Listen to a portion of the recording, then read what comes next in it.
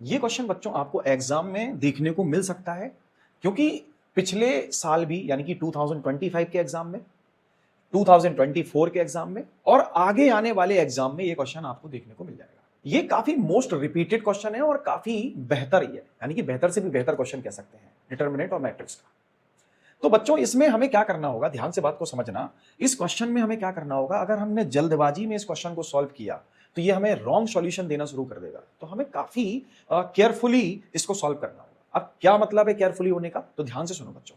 जब भी इस टाइप के क्वेश्चन हमें सॉल्व करने को मिलते हैं तो हमें एक फॉर्मूला जहन में आता है, ठीक है। हमारे जहन में एक फॉर्मूला याद आता है, फॉर्मूला है A inverse B is equal to X. Clear, A inverse B is equal to x.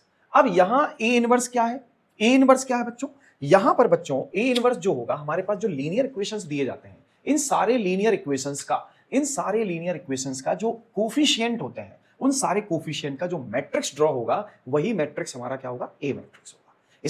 इसका मतलब ए मैट्रिक्स इज इक्वल टू क्या होगा बच्चों, ए मैट्रिक्स इज इक्वल टू होगा, आप देखें ये हो गया 1, ये -1 और ये 2, 1 -1 एंड 2। यहां बच्चों देखो y तो हमारा, y का कोफिशिएंट 0 है तो यहां लिखेंगे 0, यहां हो गया 2 और ये हो गया -3। यहां हो गया बच्चों z का कोफिशिएंट यानी कि 3 -2 और ये 4। ये बात क्लियर हो गई होगी सभी को, ये बात क्लियर हो गई होगी। तो यानी कि हमें ए मैट्रिक्स मिल गया। अब हमें चाहिए बच्चों बी मैट्रिक्स। बी मैट्रिक्स क्या होगा, बी मैट्रिक्स क्या होगा, इस लीनियर इक्वेशन के सामने जो वैल्यूज होंगी, यानी कि ये जो लीनियर इक्वेशन है ना, जिन वैल्यूज के इक्वेट होगा, उन वैल्यूज का जो मैट्रिक्स होगा, यानी कि -9, 4 और -3 का, वही मैट्रिक्स बी होगा। अब क्या होगा, हमें चाहिए एक्स मैट्रिक्स। एक्स क्या है बच्चों, इन कोफिशिएंट का जो मैट्रिक्स होगा, यानी कि एक्स, वाई और जेड, वही हमारा एक्स मैट्रिक्स है। अब सबसे बड़ी बात आती है कि सर हमें यहां पर फॉर्मूले में ए इनवर्स दिखाई दे रहा है, आपने तो ए निकाल के बताया, ए इनवर्स कहां से आएगा।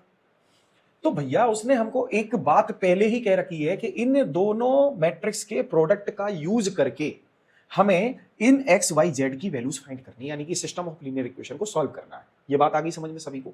अब देखो इनका यूज कैसे करना है, आप ऑब्जर्व करो, ए मैट्रिक्स को ऑब्जर्व करो, 1 -1 2 0 2 -3 3 -2 4।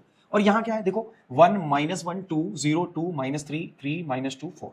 तो क्या ऐसा नहीं लग रहा जैसे ये जो ए मैट्रिक्स है इसी का ट्रांसपोज हो, एग्जैक्टली ये इसी का ट्रांसपोज है, ठीक है।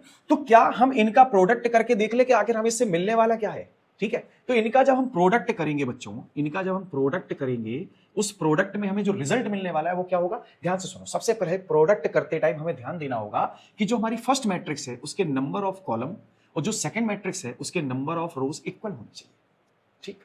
तो क्या इनके नंबर ऑफ कॉलम और रोज इक्वल है, एग्जैक्टली है, तो इनका जो प्रोडक्ट है वो पॉसिबल है, ठीक। अब क्या करेंगे बच्चों, हमेशा याद रखो प्रोडक्ट करते टाइम हम फर्स्ट रो का मल्टीप्लाई तीनों कॉलम से बारी बारी से करेंगे, इसके बाद सेकंड रो का मल्टीप्लाई तीनों कॉलम से फिर से करेंगे, फिर इसके बाद थर्ड रो का मल्टीप्लाई भी तीनों कॉलम से बारी बारी से करने जा रहे हैं, ठीक है। इसका मतलब 1 का मल्टीप्लाई -2 से होगा तो -2, -1 का मल्टीप्लाई 0 से होगा, सॉरी 9 से होगा तो ये हो जाएगा -9, और बच्चों 2 का मल्टीप्लाई 6 से हो जाएगा तो ये हो जाएगा प्लस का 12।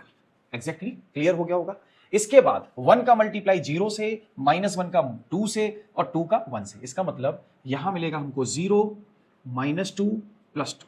क्लियर।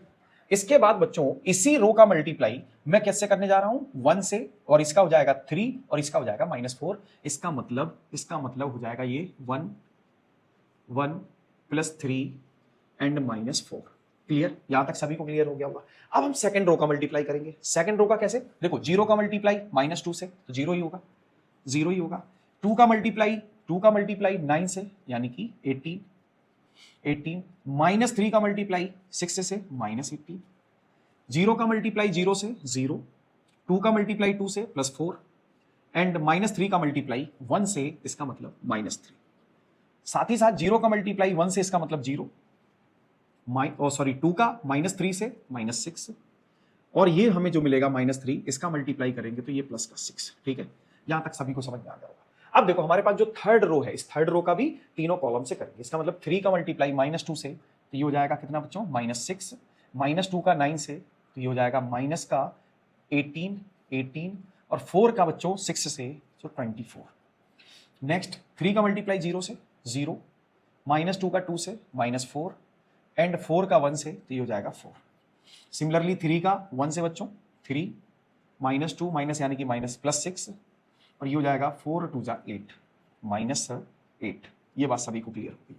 तो हमारे पास जो इसका रिजल्ट मिलने वाला है ये ऑब्जर्व कर लेते हैं, ये क्या मिलने वाला है। ठीक है, तो देखो बच्चों यहां पर हमें जो रिजल्ट मिल रहा है वो रिजल्ट कुछ ऐसे है। देखो ये क्या है, ये लिखा हमारे पास -11 + 12 यानी कि 1। क्लियर, ये देखा जाए तो 4 - 3 ये भी 1, ये देखा जाए तो ये भी 1 और बाकी सारे क्या है 0 0 0 0 0 0। इसका मतलब बच्चों यहां पर हमें ये जो मैट्रिक्स था, सपोज करो ये सी मैट्रिक्स है और ये जो डी मैट्रिक्स है, और सी और डी का जो प्रोडक्ट मिला, सी और डी का जो प्रोडक्ट मिला वो मिला बच्चों हमें आई। क्लियर, अब ऐसी दो मैट्रिक्स का प्रोडक्ट बताओ जिनका प्रोडक्ट आई यानी कि आइडेंटिटी मैट्रिक्स मिले, तो बच्चों इनमें से एक मैट्रिक्स होगा तो दूसरा उसका क्या होगा, दूसरा उसका होगा इनवर्स। इसका मतलब बच्चों ये सी के साथ सी इनवर्स का प्रोडक्ट हुआ और हमें मिला आई। ठीक है, तो इसका मतलब बच्चों ये हो गया कि जो डी था वो सी इनवर्स ही है, C inverse is equal to D. ठीक बच्चों, अब आप ऑब्जर्व करेंगे ये तो ए डैश था ना, और ए डैश का जो इनवर्स है वो डी है, ए डैश का जो इनवर्स है वो डी है। तो क्या मैं A inverse is equal to ये कह सकता हूं डी डैश। ठीक है, A inverse is equal to D dash, मतलब ए का जो इनवर्स होगा वो डी का ट्रांसपोज होगा। तो हम क्या लिख सकते हैं बच्चों, यहां पर A inverse is equal to D का ट्रांसपोज लिख लेते हैं। डी का ट्रांसपोज क्या होगा, -2 0 1 9 2 -3 6 1 एंड -2। ये बात समझ में आ गई होगी। ठीक है, ये बात समझ में आ गई होगी। अब क्या करना होगा, इस फॉर्मूले को अप्लाई करना होगा बच्चों, इस फॉर्मूले को अप्लाई करना होगा। अब इस फॉर्मूले को कैसे अप्लाई करें, देखो ए इनवर्स के साथ हम बी का प्रोडक्ट करा देते हैं, ए इनवर्स के साथ हम बी का प्रोडक्ट करा देते हैं। बी क्या था, -9 4 एंड -3। ठीक, अब क्या करते हैं बच्चों, अब क्या करते हैं, इनका प्रोडक्ट करा लेते हैं। चेक कर लें क्या, चेक कर लेते हैं क्या इनका प्रोडक्ट पॉसिबल है, एग्जैक्टली है। देखो इसमें नंबर ऑफ कॉलम और इसमें नंबर ऑफ रो इक्वल है। ठीक है, तो इसका मतलब इनका प्रोडक्ट पॉसिबल है। कैसे होगा प्रोडक्ट, ध्यान से देखो, -2 का प्रोडक्ट -9 से 18, 9 का प्रोडक्ट +36 -18।